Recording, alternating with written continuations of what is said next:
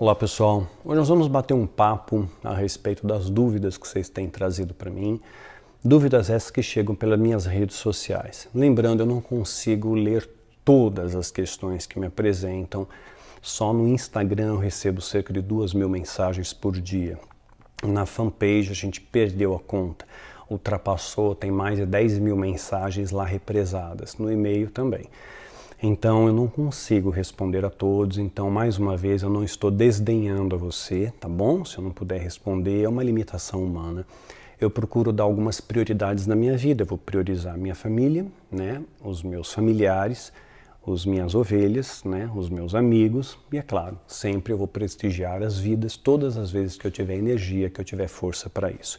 A gente ainda passa um momento difícil, um momento ainda de dor, de luto, um momento pendular, mas nele nós tudo podemos, né? Em todas as coisas nós podemos, nele que nos fortalece. Então hoje eu quero tratar um pouco dessas dúvidas que vocês têm, que às vezes são pertinentes em nosso meio, e talvez a sua dúvida seja a dúvida de outras, né?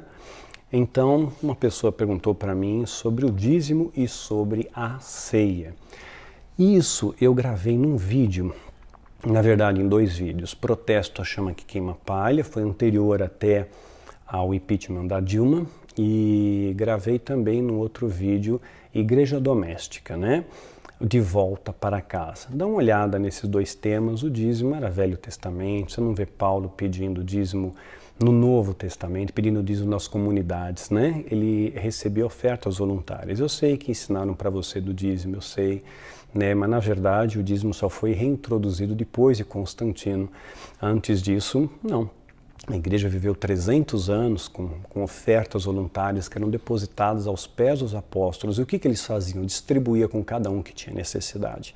Era para isso que era utilizado, tá? Então sim, a igreja precisa de manutenção, a minha casa precisa de manutenção, né? E é importante sim você investir no reino de Deus, mas invista segundo a sua prosperidade, não por medo da maldição e não com uma expectativa de ganhar uma bênção, porque aí deixou de ser uma oferta de amor, né? Passa a ser apenas um veículo de interesse. Então, sim, continua ofertando, a igreja precisa de manutenção, tá bom? A ceia é a mesma coisa, eu já falei em vídeo melhor, mas onde 2 ou 3 estiverem reunidos, ali Jesus está. Né? Deus escreveu as palavras dele em nossos corações, está escrito não em tábuas, né? Mas está escrito em nossos corações. Então, onde 2 ou 3 estiverem reunidos, onde 2 concordam na terra, está ligado nos céus. A igreja não é restringida a paredes. Às vezes a gente vê muita intriga, por isso que a gente tem o projeto da igreja virtual, das células virtuais. Para saber mais, tinha um vídeo sobre célula virtual, não sei se ele ainda está no meu canal, porque agora a gente já praticamente montou as células. Mas posso te garantir que essas pessoas estão muito mais presentes do que numa igreja física. É porque recebem atenção, carinho, acolhimento, cuidado e principalmente estudos e cobrança, porque se a gente não cobra, não cresce, né? Não cresce. O jejum de 40 dias, alguém me perguntou, o jejum de 40 dias Jesus fez no deserto, mas está escrito que ele não comeu durante 40 dias, não está escrito que ele não bebeu. Então ficar sem hidratação é uma coisa muito pontual. Nós só vamos ver Moisés e Elias que fizeram esse jejum sem comer e sem beber coisa alguma, mas foi algo pontual, sobrenatural e rema para eles. Não faça isso, que você vai morrer de desidratação, tá bom? Eu e minha esposa fizemos por 2 vezes o jejum de 40 dias. O jejum ele enfraquece o corpo e fortalece o espírito. Então nós comemos iogurte, sopas, né? Tiramos as coisas aprazíveis, como o jejum de Daniel, tá? E isso realmente te fortalece o mundo espiritual. Pode fazer mais de uma vez, se Deus dirigir, sim. Não faça como uma prática ritualística, porque ele não vai lhe conferir poder. Foi muito pontual para a gente essa questão, tá? Fizemos apenas 2 vezes em toda a nossa vida. Eu vou para 52 anos de idade. E só fizemos 2 vezes, tá? Então é pontual, é específico, é para algumas batalhas. Quer saber um pouco mais? Assista um vídeo nosso que fala sobre jejum, chamado Castas da Maldade. Né? Teve uma outra pessoa que perguntou para mim que um escritor americano famoso criou uma série de seres pautados em alucinações que ele teve. São entidades? Eu vou pôr aqui a imagem da capa de um dos livros desse autor. Na verdade, Às vezes é delírio mesmo, às vezes é imaginação e muitas vezes isso é transformado em marketing. Eu não conheço a pessoa e não li os livros dessa pessoa, então não sei até que ponto essa literatura pode te influenciar a sua mente. Mas se você tem mente de Cristo, você tem uma mente seletiva. Você pode assistir um filme do Rambo e não querer sair matando todo mundo. Você pode assistir um Rock Balboa e não sair daí dando soco em todo mundo. Então você tem uma mente fraca, é claro, você vai se influenciar por tudo à sua volta, né? Aquelas pessoas mentem, você mente porque você acha que a mentira é verdade, é certo, enfim. A pessoa fuma, então também fumo, o pastor rouba, eu também roubo. Então a gente muitas vezes faz o jogo da imitação inconscientemente, né? Nós temos que ser imitadores de Cristo, como Paulo disse, e Paulo teve a ousadia de falar, sejam meus imitadores como eu sou de Cristo. Então, palavras fortes, sinal que ele conseguia viver a Cristo pela capacitação que Cristo nos dá, né? Então, eu acho que se você tem Cristo no seu coração, nada vai te influenciar. Eu agora estou vendo séries mais leves, né, em função da ausência do meu filho, mas estou assistindo agora Tal Mãe, Tal Filha na Netflix, mas antes eu assisti Tábula Rasa, assisti a Mansão, a Maldição da Mansão Hill, e aquilo não trouxe nenhuma influência negativa para mim, foi só um entretenimento. Isso depende muito da sua maturidade espiritual, tá bom? Porque tantos hoje em dia se proclamam apóstolos, apóstolo rei, pastores, profeta, pastor príncipe, pastor princesa, rei, pai apóstolo, etc., por ganância, por poder, né? Então querem se destacar no meio das multidões. Eu considero isso uma certa vaidade, né? Jesus não se considerou nada, era Jesus o Cristo, né? Mesmo porque ele não dizia que ele era, né? Quem dizes que eu sou? Né? O que o povo diz que eu sou? Né? Então quem é de verdade não precisa alardear o que é, o que deixa de ser. O povo percebe. O povo percebe a unção que há, a mansidão que há na sua voz, percebe os frutos da árvore. A árvore não precisa dizer, eu sou uma macieira, viu? Ela tem maçã. Não precisa dizer, eu sou uma laranjeira. Ela tem laranja. Então você conhece a árvore pelos seus frutos, né? Tem fruto, é de Deus. Não tem fruto, é enganação. E muitos vão chegar diante de Jesus e dizer, Senhor, eu fiz tanta coisa em teu nome, olha só o que eu fiz, né? Falei mal de todo mundo, fiz fofoca, julguei, condenei, sentenciei, pois é. E Jesus dizia, aparte-te de mim, vós que praticas a iniquidade. Muitos líderes vão ouvir isso, eu tenho plena certeza, porque tem soberba no seu coração, tem inveja no seu coração, né? Então, na verdade, eu acho que esses títulos criados nos nossos dias, que não tem chancela bíblica, evidentemente são para afagar o ego, né? E para chamar atenção no meio da multidão. Muitas vezes são pessoas frustradas, são pessoas, às vezes, que têm problemas internos muito grandes, alguns até precisam de auxílio médico, psiquiátrico, a gente confunde. Há pessoas que são esquizofrênicas, por exemplo, o esquizofrênico não sabe que ele é esquizofrênico. Ele é avaliado por um médico, o médico sabe e ele mesmo não sabe. Então, ele pode confundir o delírio que ele está vendo, ou as vozes que ele está ouvindo, né, como sendo revelação de Deus. E não é apenas delírio. Toma o remédio, o delírio acaba, né? Então tem muita gente maluca aí guiando o povo, infelizmente. O povo que gosta do pão e circo, gosta do teatro, gosta dos atores, né, fantasiados ali, infelizmente vão atrás disso. Gente, é correr atrás do vento. Nós somos espelhos de Cristo, viu? E Jesus se vestia de forma simples, os apóstolos também, os profetas também, e ninguém queria chamar atenção para si mesmo.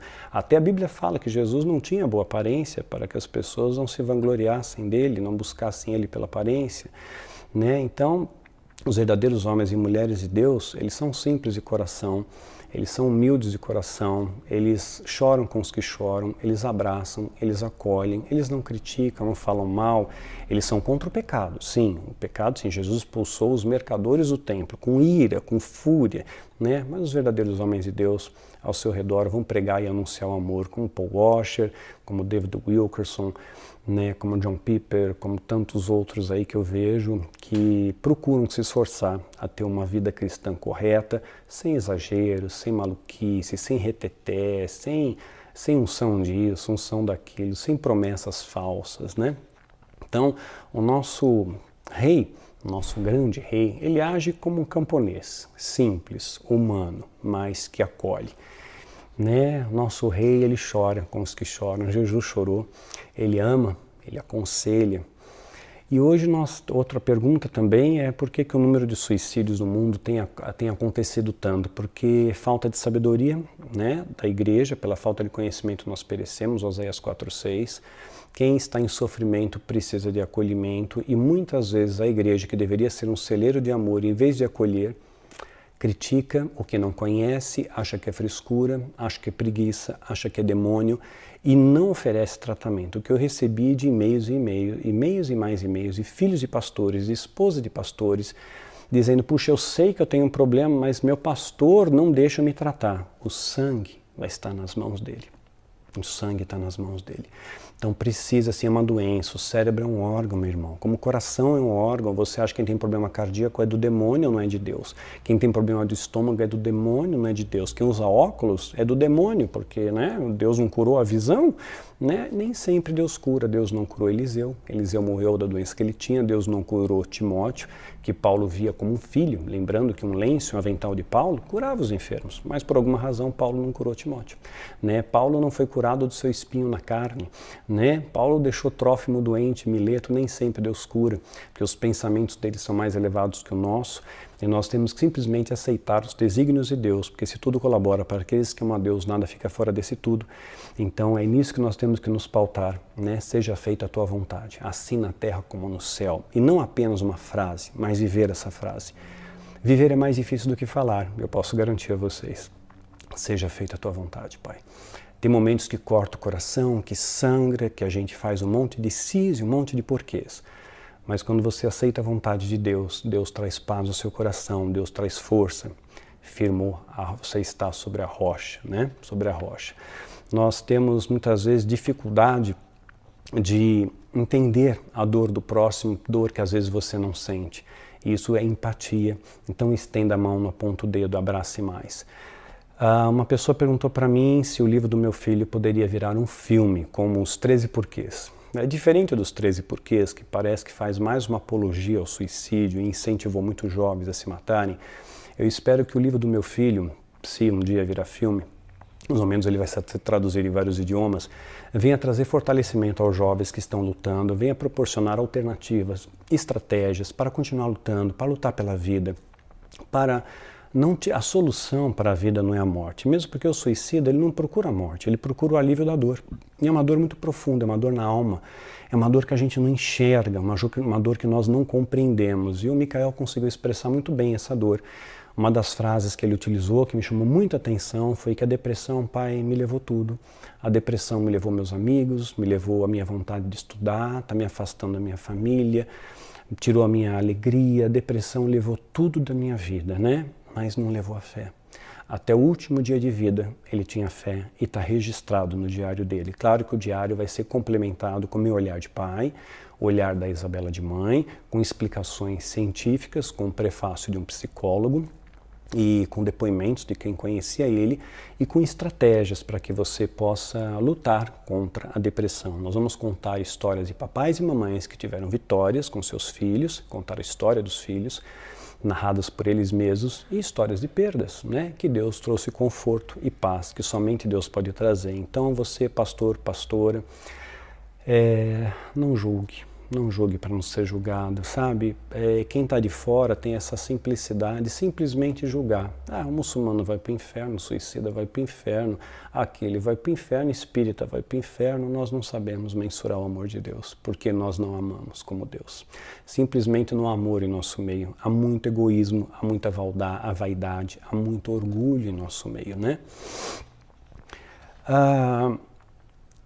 Porque Deus não cura sempre. Eu acabei de responder aqui, Deus não cura, meu irmão, minha irmã, porque às vezes Deus tem propósitos que a gente não entende. Os pensamentos dele são mais elevados que os nossos pensamentos. Deuteronômio 29 diz que as coisas encobertas pertencem ao Senhor, as reveladas a nós. Então há coisas que nós não vamos entender mesmo e às vezes Deus não cura. Não cura para preservar a humildade, não cura para te ensinar alguma coisa, não cura para te mostrar a impotência que você tem diante da morte, não cura para que você dê valor aos valores que realmente merecem na vida. A gente corre atrás do vento, corre atrás de prosperidade, de milagre, de unção.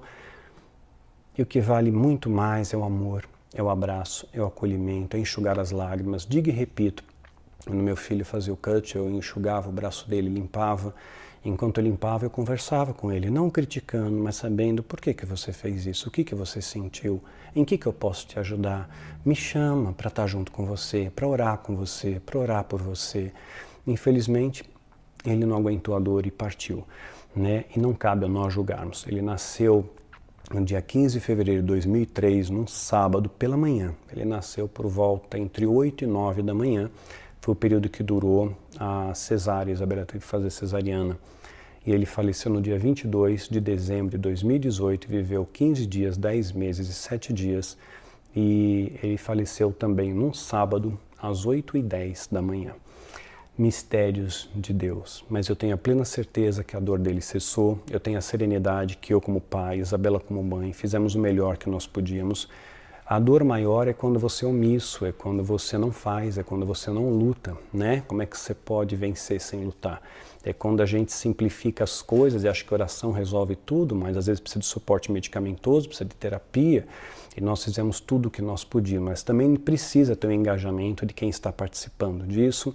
Nem todos vencem, mas há muitos casos de vitória, de superação, e é isso que a gente quer colocar no livro do Micael, no diário dele, que será publicado dia 15 de fevereiro de 2018, inicialmente em português, posteriormente traduzido para mais 5 idiomas, e daí para frente outros tantos, né? Hoje também nós temos a ideia estereotipada, é uma coisa que já está estigmatizada em nosso meio, de chamar de bênção tudo aquilo que não dói, e de maldição tudo aquilo que nós não entendemos, né?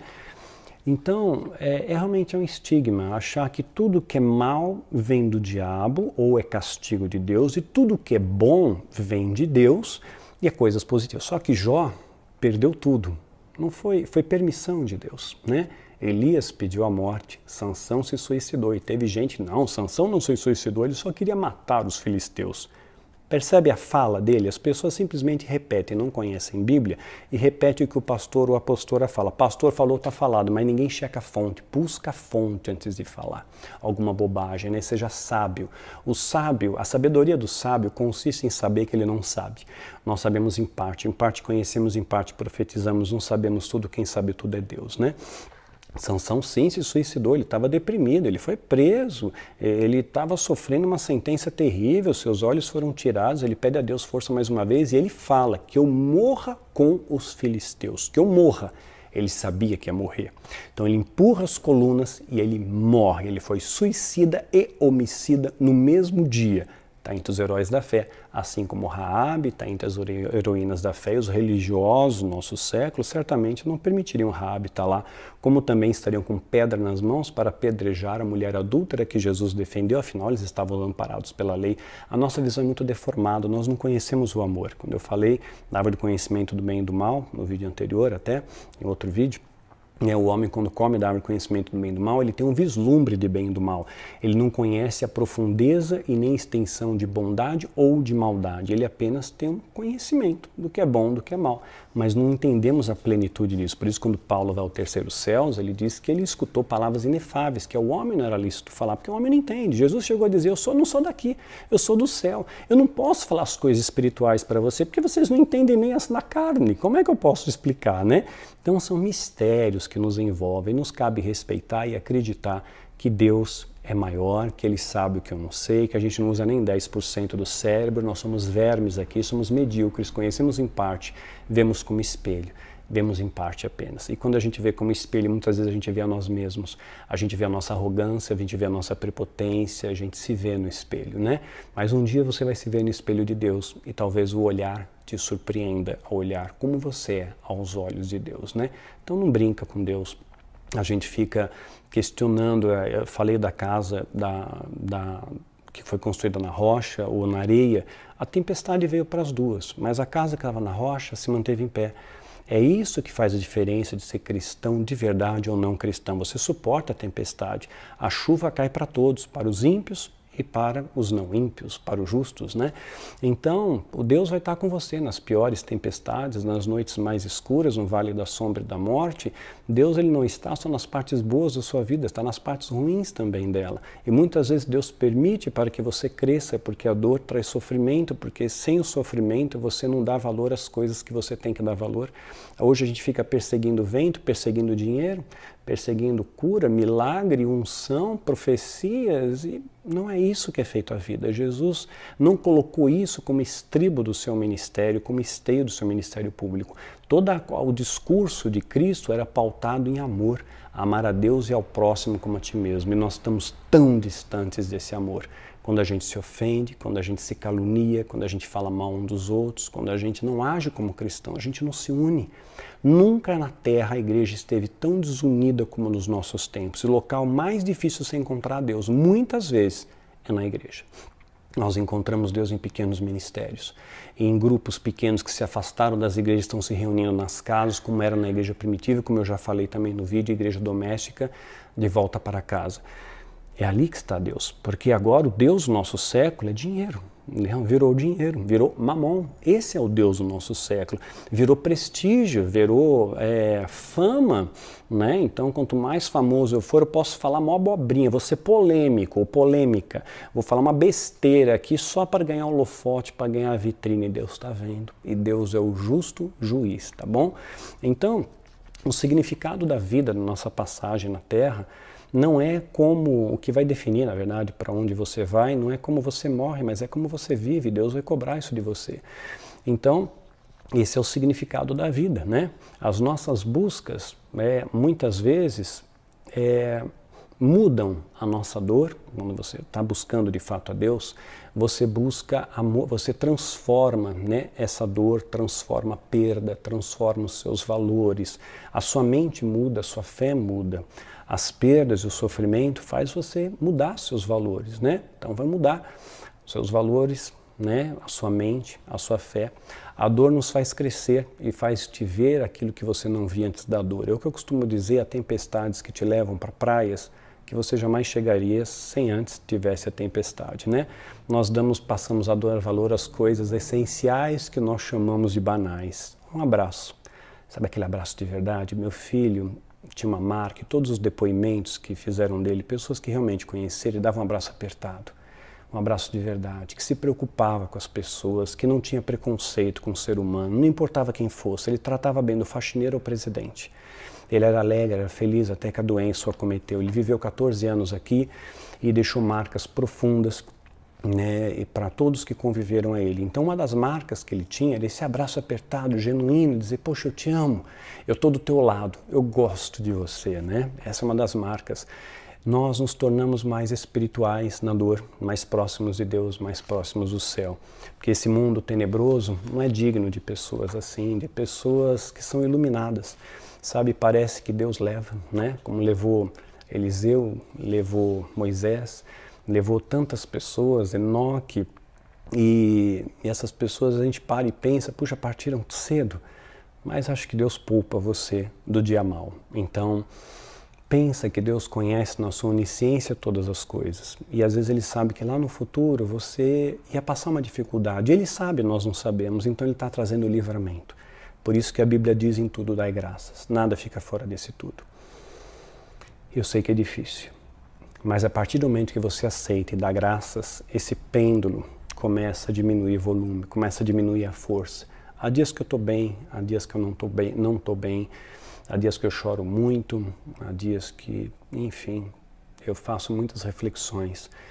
E vai chegar um momento que essa oscilação de humor, de emoções pendular, ela vai se estacionar, o pêndulo perde a força e fica parado num ponto de serenidade. A cicatriz, a dor, né, dessa cicatriz que agora está aberta, que sangra, essa ferida aberta que sangra, vai se tornar uma cicatriz, uma lembrança que eu vou levar para sempre na minha vida, mas vai restar as saudades, as boas, excelentes lembranças e, claro, né, a certeza que nós vamos reencontrá-lo no paraíso. Sim, vamos reencontrá-lo no paraíso. Teu príncipe, a tua princesa está lá, papai e mamãe. Ele é uma luz, ele é um anjinho agora. tá? Tenha certeza disso, Deus é amor, viu? Não acredita no que esses hipócritas falam, no que esses profissionais da fé falam, no que essa gente medíocre, que esses vermes falam. Infelizmente são vasos vazios. Como dizia William Shakespeare, os vasos vazios são aqueles que fazem mais barulho, né? Então, Jesus, na cruz, entre gemidos, ele dá orientações. Na dor, a gente muitas vezes tem força para ajudar os outros. E Deus está me dando muita força para terminar o diário dele, para gravar esses vídeos, para dar esperança para você, para dar fortalecimento para você. Jesus chegou a pedir até mesmo para afastar o cálice. É natural que você não queira sofrer, porque a dor traz sofrimento. E Jesus pediu para afastar o cálice, ele transpirou sangue, não foi fácil. Pesquisa transpirar sangue, é um estado de estresse extremo para você chegar nesse patamar, né? Porque ele sabia que ia haver uma dor real, mas ele estava pronto, ele suportou. E quando você diz, Senhor, seja feita a tua vontade, não a minha, ele te prepara de forma sobrenatural para todas as coisas. Pensar em perder meu filho me causava e me causa ainda muita dor. Agora eu perdi, eu ainda tenho dor, mas essa dor ela vem mesclada com amor, com serenidade, com tranquilidade, saber que ele está com o Pai, ter essa certeza.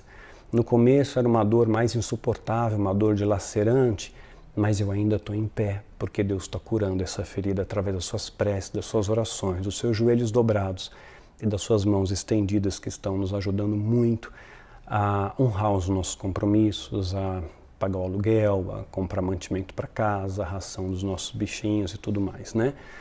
Você sabe que tem índias pelo mundo inteiro que é costume tribal ter às vezes muitos filhos. E a maior parte dos filhos dessas índias, do mundo todo, elas perdem. Muitas crianças são perdidas, né? Até os 10, 12 anos de idade, muitas vão morrer. Não sobrevivem. É um processo natural, de seleção natural, que a gente poderia chamar. Os mais fortes sobrevivem, né? E essas índias, elas nunca atribuem a perda a um deus mau, a um demônio. Atribuem simplesmente a um fato da vida. Então, às vezes, são fatalidades, né? Aquele atropelamento, aquele acidente foi uma fatalidade. Quando a pessoa pegou uma doença, quer seja uma doença mental, que fica doente, o cérebro é um órgão, como o coração é um órgão, inclusive tem uma igreja no Rio de Janeiro que está sendo pioneira nisso, está fazendo um congresso de saúde mental, e incentivo outros ministérios a fazerem também, do que congresso do fogo, abana o fogo todo ano, o fogo não pega, né? Então, hoje, né, nós passamos a aceitar melhor as perdas, que elas fazem parte da nossa vida, perdas e ganhos, e Deus vai estar sempre com você. A gente tem essa ideia de um Deus punitivo, de um Deus vingativo, de um Deus cruel, de um Deus que sempre te amaldiçoa, né? A gente tem ideia de que o bode é mau, que a serpente é má, mas tanto o bode, o animalzinho, foi criado por Deus, como a serpente também foi criada por Deus, como o gato preto foi criado por Deus, e tudo que Deus fez e o que era bom. Às vezes são símbolos, né? O satanismo, que é a maldade humana, transforma ali, são simbologias apenas, mas o bicho em si, Deus não tem raiva. Assim como a pomba branca é um símbolo do bem, não quer dizer que a pomba branca seja boa e o bode seja do mal. São apenas símbolos, né? Deus ama todas as coisas que Ele criou. Ama você doente, ama você saudável, ama você triste, ama você alegre, ama você abatido, ama você disposto, ama quando você tem coragem de fazer e quando você ainda tem medo de realizar. Deus te ama em todas as maneiras e cuida de você. Acredite, viu? Se entregue nos braços dele, descanse nos braços dele. Eu sei que não é fácil, é um processo. Nós criamos paradoxos na nossa mente, criamos ideias que Deus é mau, mas se você ler o livro O Amor Vence, do Rob Bell, você vai entender melhor. Se ver um vídeo nosso, a Justiça do Amor, você vai entender melhor. O tubarão, quando ele mata um homem, por exemplo, muitas vezes é uma coisa hedionda, o tubarão matou o homem. Mas e quando o homem mata o tubarão? Não é hediondo, né? A gente relativiza as coisas, a gente mata às vezes um tubarão por pesca predatória, né? Porque os chineses acreditam que a barbatana do tubarão é afrodisíaca, então matam porque matam predatoriamente, né? Não para se alimentar mais, mas hoje existe a caça predatória pela pele, mata elefante para pegar o marfim do seu chifre, dos seus dentes, né? Então, quando o homem mata o animal, embora seja considerado crime ambiental e tudo mais, mas não tem uma pena, não tem uma penalidade pela lei. A lei é muito branda. Mas se um animal matar o homem, isso é assassinato. Viu como a gente julga? São vidas do mesmo jeito, que sentem, que pulsam. Então, logo, o mal, necessariamente, não é um castigo. Às vezes é algo para lapidar a sua fé. Então, quando você fica doente, não é falta de Deus, não é demônio, que o amor, a Bíblia está escrito, tudo sofre. Então eu sofro por amor. Tudo suporta. Eu suporto, porque eu estou na rocha, eu suporto a tempestade por amor. O amor, sem amor, meu irmão, minha irmã, não existiria vida. Não haveria o sofrimento sem o amor, né? Onde não há amor. Porque sabe, se você nunca sofresse, se a sua vida não tivesse problema nenhum, você nunca entenderia o que é amor. Amor você percebe no momento da solidão, você percebe na caverna, você percebe no abandono, você percebe quando você é impotente e esse amor vem e te abraça, né? A tempestade, lembrando, ela veio para casa na areia ou para casa não na areia. Isso aí vai estar em Mateus no capítulo 7, tá bom? Então é essa rocha que te mantém em pé, essa rocha que me mantém em pé. Outra pergunta que fizeram para mim, se possessão demoníaca e doenças mentais, como separar? Veja bem, uma doença mental, ela retroage com tratamento, né? Existem tratamentos, é claro que não é o efeito imediato, tem que ter terapia, acolhimento familiar, paciência, às vezes leva 2 anos para você acertar a dose terapêutica da medicação. Meu filho tomava lítio e a dose do lítio é muito limítrofe entre a dose terapêutica e a dose toxicológica da medicação. Se ultrapassar, ela vira um veneno. Então a diferença entre o remédio e o veneno é a dose. E tem a dose de tratamento. Então constantemente fazia exames de sangue para isso. Então quando você tem uma doença mental, ela vai retroagir, né, com tratamento. Ah, mas o seu filho não retroagiu, ele tinha uma dor muito grande.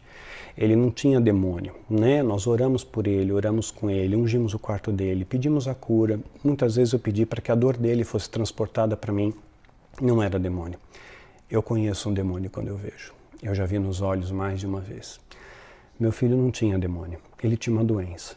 E uma doença é essa que tem ceifado muitas vidas. Eu li esses dias um pastor norte-americano que se suicidou com um tiro na cabeça.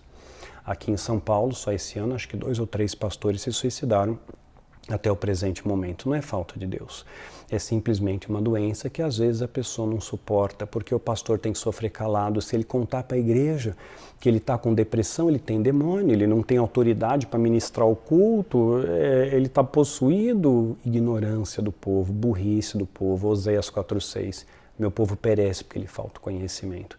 E esse conhecimento que eu quero trazer através do Diário do Micael, que eu seja um daqueles que vão tocar essa trombeta, para a gente falar mais de saúde mental, né?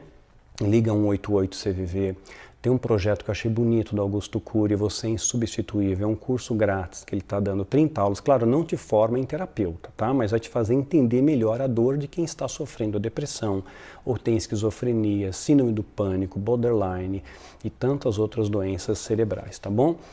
Então, como a gente separar, né? A possessão demoníaca muda a voz da pessoa, você tem dilatação de pupila, muda o semblante facial, existem músculos faciais que a gente não tem controle, muda o semblante, né? É completamente diferente. Você vai sentir opressão claramente, o demônio vai tripudiar. Você acha que não seria um troféu para o demônio canalizar o meu filho, se assim fosse espiritual, e tripudiar em mim? Tá vendo, Daniel? Entrei aqui, hahaha. Não foi isso que aconteceu, isso nunca aconteceu.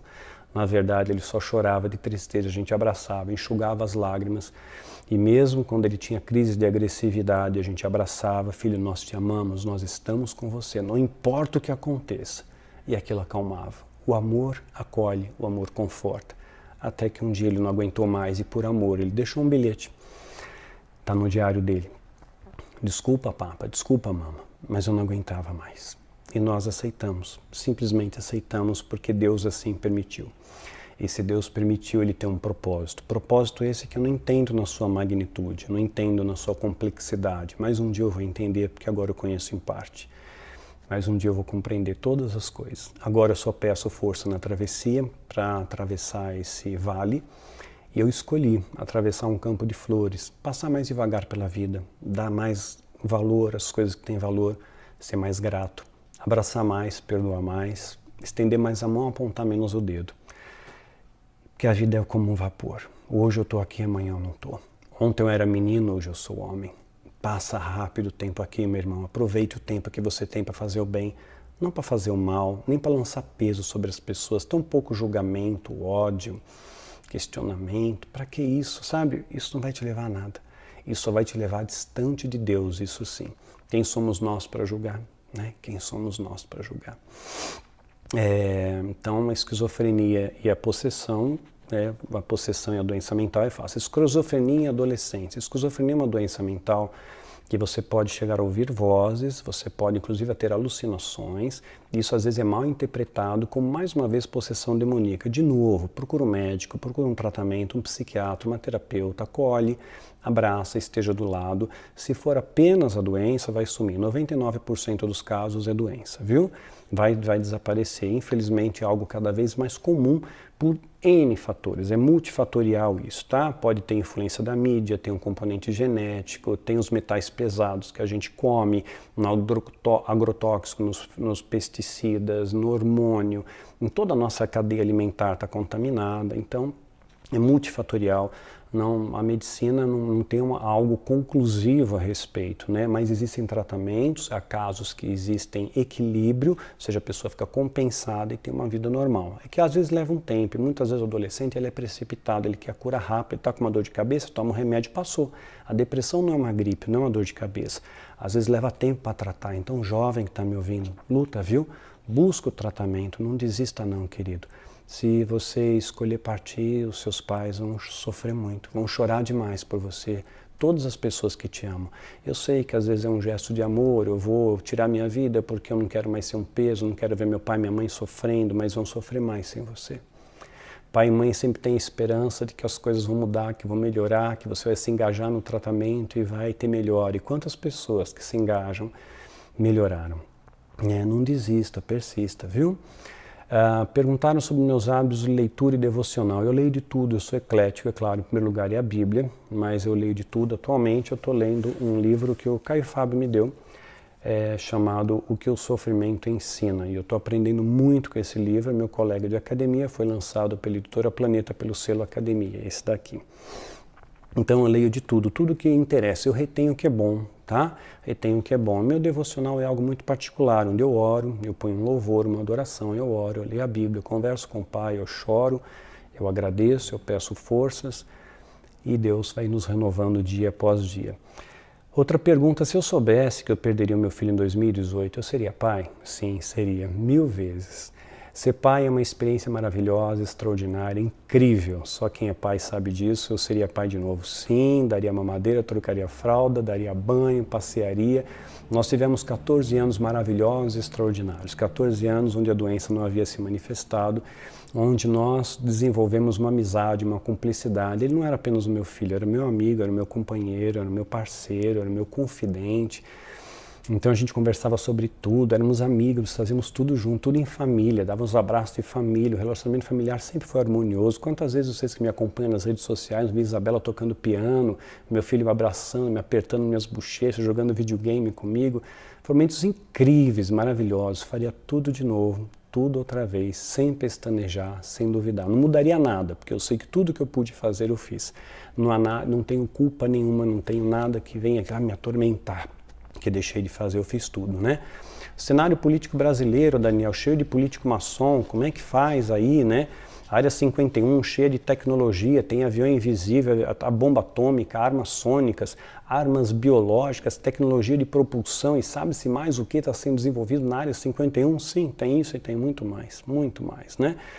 Então, está explicado no vídeo que esperar para 2019, tá bom? Eu conto um pouquinho disso daí. Músicas seculares, pode? Eu sempre me atenho à letra. Eu escuto agora no meu carro muito a playlist que o meu filho escolheu para o celular dele. Ele era muito seletivo, assim como eu, com letra, conteúdo. O conteúdo é bom, eu vou escutar. Né? Conteúdo não importa se seja louvor, se não seja louvor. Se fala de vida, se fala de amor, se fala de esperança, se fala de como era ser uma criança. Eu lembro que tem uma música que fala disso, que quando eu era menino, né, eu só tinha um joelho ralado, Era melhor do que o coração partido, alguma coisa assim. É uma letra linda, né? Eu não lembro agora a melodia, porque toda vez que eu gravo eu fico nervoso de falar com essa câmera aqui. Mas eu me atenho à letra. A letra é boa, o conteúdo é bom, eu vou escutar. Meu pastor diz que depressão é demônio. Desculpa, seu pastor é ignorante. Ele precisa conhecer mais, ele tem que estudar mais a respeito. Tem pastores se suicidando, tá? Esses pastores têm demônio? Cai a ficha, né, gente? É uma doença. Então, seu pastor acha que doença de coração é demônio. Seu pastor usa óculos, então é demônio. Seu pastor tem problema cardíaco, é demônio. Tem problema de estômago, demônio, né? Não, nós vamos ter aflições nessa vida. Jesus foi crucificado, Paulo foi apedrejado, Eliseu morreu da doença que ele tinha. Então, nem tudo é demônio, viu, gente? É muito fácil a gente demonizar aquilo que a gente não entende, o que não sente, viu? Tenha mais compaixão pelas ovelhas, pastor. Tenha mais amor pelas ovelhas. Se Deus confiou essas ovelhas a você, cuide delas, que o sangue delas estará em suas mãos. Presta atenção no que eu estou te dizendo, né? O que eu faço se o pastor não muda de opinião? Você tem o seu livre-arbítrio, né? Você tem as suas escolhas, então faça. Só existem duas maneiras de você chegar até Deus, por amor ou pela dor. Então se afasta. Veja lá o livro Igreja Primitiva, Igreja Doméstica, de volta para casa, né? Onde a gente fala um pouquinho sobre protesto, chama queima-palha, dá uma vida. Pente a igreja, o que é a igreja? Não é um monte de tijolos, é onde 2 ou 3 estiverem reunidos, meu irmão, né?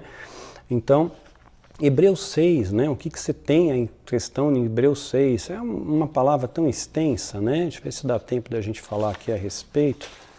Tá, dá tempo, ok. Vou ler o primeiro capítulo de Hebreus. Portanto, deixemos os ensinos elementares a respeito de Cristo e avançamos para a maturidade. Maturidade, qual a maturidade? Falar de amor, falar de perdão, falar de renúncia, de santidade, que a gente já não fala mais disso nos altares, né? Mudou o discurso, né? No final dos tempos o amor se esfriaria. Sem lançar novamente o fundamento do arrependimento, de atos que conduzem à morte, da fé em Deus, atos que conduzem à morte, né? A morte e da fé em Deus. Quais são os atos? Negligência. Dizer que depressão é do demônio, por exemplo, tá? Vai levar pessoas à morte. Nós temos que continuar lançando arrependimento e não atos que conduzem à morte, né? A dar instrução a respeito de batismo, da imposição de mãos e da ressurreição de morte do juízo eterno. Instrua as pessoas. Batismo é um sacramento, o batismo e a ceia, tem que fazer. Posso fazer sozinho? Pode, você tem a legitimidade disso, você é sacerdote real, você pode batizar na sua casa, na sua banheira, tá? Na sua piscina, se tiver no clube, você pode batizar, não tem problema nenhum.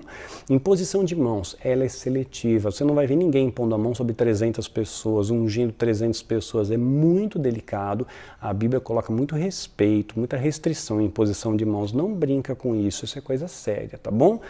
Na ressurreição dos mortos e no juízo eterno.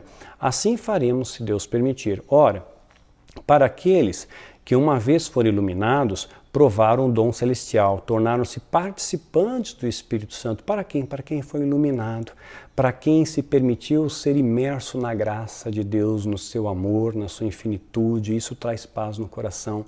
Uma paz, meu irmão, que é sobrenatural, que me mantém em pé. Experimentam a bondade da palavra de Deus e os poderes da era que há de vir. E caíram, é impossível que sejam reconduzidos ao arrependimento. Tem gente que parece que vai ficar aqui na grande tribulação, não tem jeito, vai se aproximar de Deus pela dor, porque continuam brincando com Deus. Conhecem a verdade e ensinam a mentira. Fariseus hipócritas, Jesus dizia. Sepulcros caiados, raça de víboras, pois o Pai para si mesmo estão crucificando de um novo Filho de Deus, sujeitando a desonra pública. Muitas vezes eu sou crucificado, eu tenho certeza que você também. Pois a terra que absorve a chuva, que cai frequentemente e dá colheita proveitosa àqueles que a cultivam, recebe a bênção de Deus. Tudo que você plantar, você colhe. Planta amor e colhe amor. Abrace mais. Mesmo que o mundo te rejeite, Deus não vai te rejeitar. Mesmo que as pessoas lhe peçam a cruz, Deus está ao seu lado na cruz. Vai te abraçar e vai dizer, você vai estar comigo no paraíso.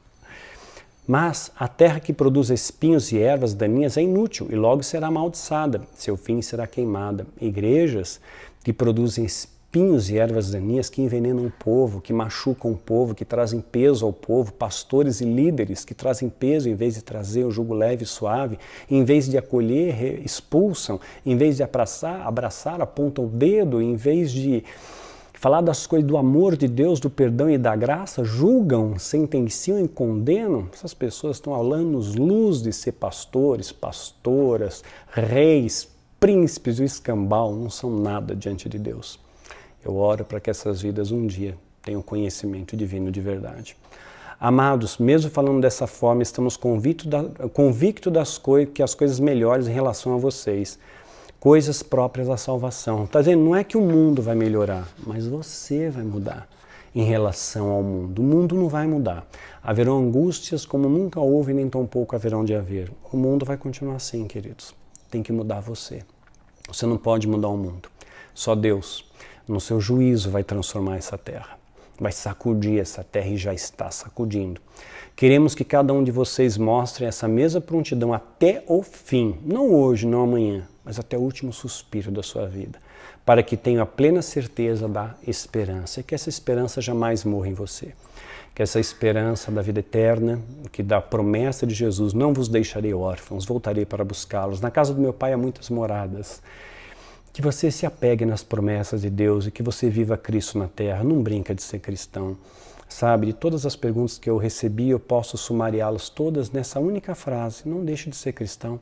Não deixe de buscar a Deus. Não deixe de amá-lo acima de todas as coisas, de amar ao próximo como a ti mesmo. Não julgue para que não seja julgado.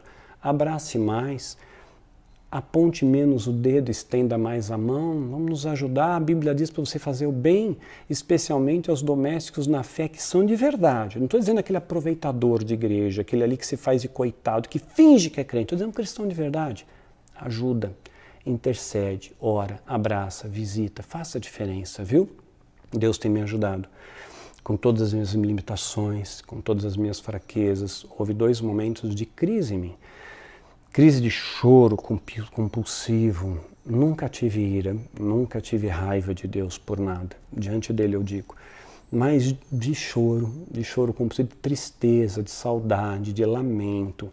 Pedi a Deus, Senhor, deixasse ele ficar até o aniversário. Mas Deus, na sua onisciência, sabia de todas as coisas. E o levou com 15 anos, 10 meses e 7 dias. Nasceu num sábado, partiu num sábado. Deus sabe de todas as coisas. Coisas que eu não sei. Talvez um livramento do futuro, então em tudo dai graças. Não reclama das coisas, viu? Agradeça a Deus pelo privilégio e a bênção que a vida nos dá a cada dia. Pelas oportunidades que Deus te dá de te fazer o bem. Se você tem a oportunidade de fazer o bem, faça. Faça hoje. Não deixa para amanhã, porque a vida é um vapor. Hoje você está aqui e amanhã você não está. Não brinca com Deus, não deixa para amanhã o bem que você pode fazer hoje. Peça perdão hoje, abraça hoje, enxuga as lágrimas hoje. Até o último dia de vida do meu filho, eu o abracei. Eu disse que eu o amava. Eu enxuguei as suas lágrimas, eu estive ao lado dele em todos os momentos, na alegria e na tristeza. Parei tudo para cuidar dele. E não me arrependo, faria tudo de novo. Isso é ser cristão. Esse foi o maior legado, o maior exemplo que eu deixei para ele. Ele deixou um legado na terra. Deixou escrito como é a dor da depressão, como é lutar contra isso. E os conflitos que ele tinha dentro dele, né? O amor que ele tinha pelos pais. Ele queria também aliviar a nossa dor, além de tirar a dor dele. Então, não julgue para que você não seja julgado, viu? Anda na terra como um cidadão dos céus. Essas foram algumas das perguntas que vocês me fizeram. Me perdoe por não poder responder todas, são muitas, mas para honra e glória de Deus eu consegui responder algumas. Eu estou gravando esse vídeo, confesso diante de Deus, pela capacitação dele. Se não fosse ele, eu não estaria aqui. Mas nele, pela força dele, aqui estou e aqui eu continuaria. Eu tenho uma missão aqui e essa missão vai ser concluída. E quando eu acabar a carreira, combater o bom combate, guardar a fé até o fim, Deus me leva. Eu vou ter um reencontro maravilhoso com meu príncipe, com meu filho, com meu amado, com o anjo que Deus me deu permissão de viver aqui na terra por alguns anos, que foram anos maravilhosos. A minha esposa está se recuperando, para quem pergunta, e está tendo o mesmo olhar que eu. É claro que há dias que ela está mais abatida, então eu dou suporte, há dias que eu estou mais abatido, ela me dá suporte, mas é assim que é. É melhor serem 2 do que 1, porque um caindo, o outro levanta a mão. Né? Isso é igreja, isso é Bíblia, isso é igreja. Então eu agradeço a todos vocês, aos amigos, aos familiares, às minhas ovelhas, aos meus filhos na fé que estão espalhados pelo mundo inteiro. Agradeço de todo o coração pelo carinho que vocês têm emanado, pelas palavras de amor, de incentivo, de conforto, por terem a confiança de dividirem os fardos comigo, que o peso dividido fica mais leve, de dividirem as suas dores, de contarem as suas histórias. Eu li muitas histórias. E agradeço, me sinto lisonjeado e honrado, viu? Pela confiança de vocês.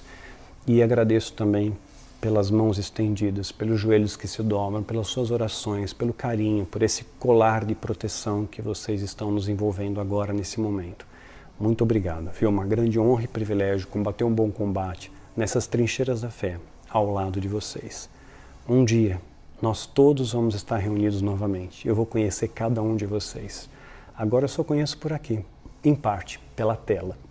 Mas um dia a gente vai se conhecer de verdade. Obrigado, viu? Que Deus te abençoe segundo as suas promessas. Honra ao Cordeiro, vergonha ao inferno. Que Deus possa se fazer presente a cada dia mais na sua vida. E você seja um agente transformador. Que você possa transformar vidas, possa transformar histórias através da sua história. Tem que começar por você, tá bom? Que Deus te abençoe e te guarde. Até a próxima.